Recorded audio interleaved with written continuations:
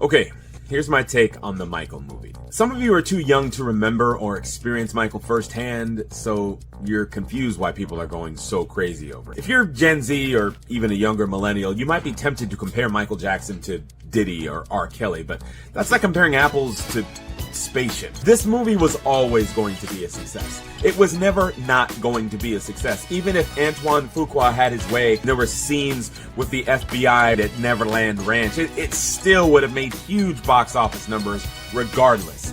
Why? Because Michael Jackson was a singular sensation that had never happened before and has never happened since. Maybe there are more artists that have sold more records, or their music was played or streamed more times, or had more Billboard #1s or whatever. But Michael was called the king of pop because he dominated the monoculture, okay? Dominated the monoculture. During his heyday, he was the most famous person around the globe. Not the most famous black person, not the most famous American. The most famous person. If you weren't there, you have no way of truly understanding what a big deal Michael Jackson was.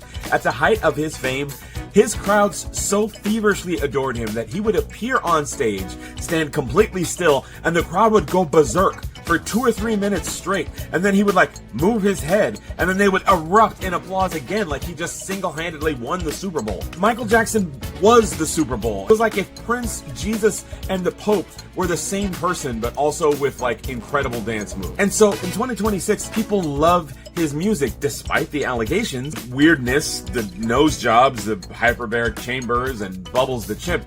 All that. For most of us, it's irrelevant. People my age and up love his music because it represents a time when the country was not as divided as it is now. And I don't mean politically divided, I mean in entertainment. When Michael was at his height, there were only 4 major broadcast networks. Music was on the radio and television, not the internet, and there was much less of it. So he was the last super duper star that everybody knew.